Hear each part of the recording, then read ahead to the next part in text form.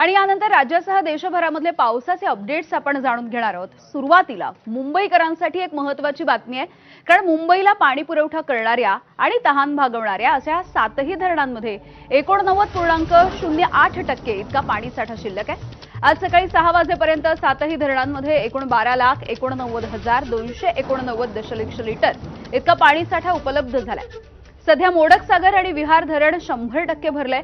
तानसा धरण 99.58%, तुळशी 99.46%, मध्य वैतरणा 91.65%, भातसा 87.14% आणि अप्पर वैतरणा हे धरण 78.39% इतकं भरलेलं आहे।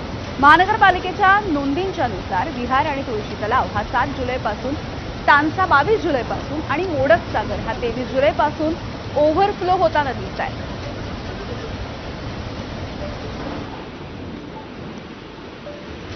जायकवाडी धरणामध्ये सद्यस्थितीला 83.39% इतका जलसाठा शिल्लक आहे। धरणाच्या पाणलोट क्षेत्रामध्ये होत असलेल्या मुसळधार पावसामुळे सद्यस्थितीमध्ये धरणात 46,617 क्युसेकनं पाण्याची आवक होतीये। सध्या धरणामध्ये येणारी आवक बघता आणि तसंच ही आवक वाढ होण्याची देखील शक्यता असल्यामुळे जायकवाडी धरणाचे दरवाजे कुठल्याही क्षणी उघडले जातील अशी ही शक्यता आहे। त्यामुळे गोदावरी नदी काठावरच्या परिसरामधल्या नागरिकांना सतर्कतेचा इशारा देण्यात आला आहे।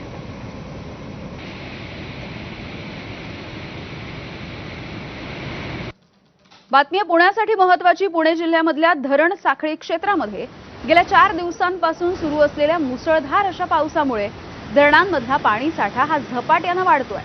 खडकवासला धरण साखळीमधील खडकवासला आणि वरसगाव धरण हे 100% भरलंय, तर पानशेत धरण 98%, टेमघर धरण हे 89% इतकं भरलंय।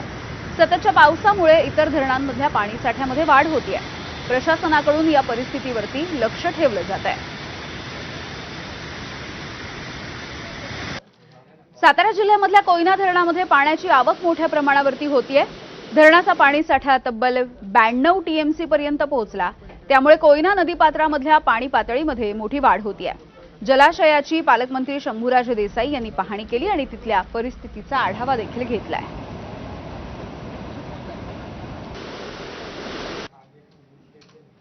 पहिल्या दमदार पावसाच्या नंतर नांदेडचा सहस्त्रकुंड हा धबधबा खळाळून प्रवाहित झाला।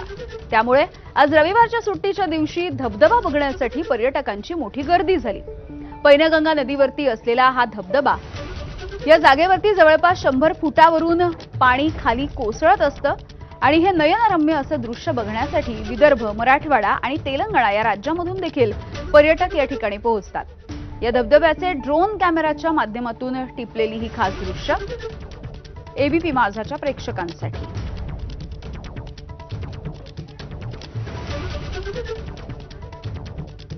बातमी कर्नाटकमधली। कर्नाटकमधल्या शिवमोगा जिल्ह्यामधल्या तीर्थहल्ली तालुक्यातील इंदिरानगर परिसरामध्ये मुसळधार पाऊस सुरू आहे। त्यामुळे डोंगराचा भाग खचला आणि भीषण असं भूस्खलन झालंय।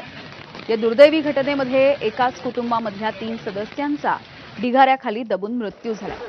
या घटनेची माहिती मिळताच अग्निशमन दल आणि स्थानिक पोलिसांनी घटनास्थळी धाव घेतली। बचाव कार्य करून तिघांचेही मृतदेह ढिगाऱ्याखालून बाहेर काढण्यात यश आलंय।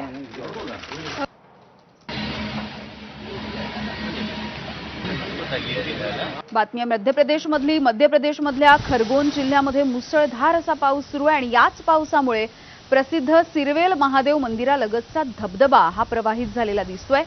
धबधब्याचं सौंदर्य हे काहीसं खुलताना दिसतंय। गुहेकडे जाणारे मार्ग मात्र या जलप्रपातामुळे बंद करण्यात आलेले आहेत। जम्मू काश्मीरमध्ये देखील मुसळधार पाऊस सुरू आहे। बारामुल्ला भागामध्ये मुसळधार पावसामुळे भूस्खलन झालेलं आहे।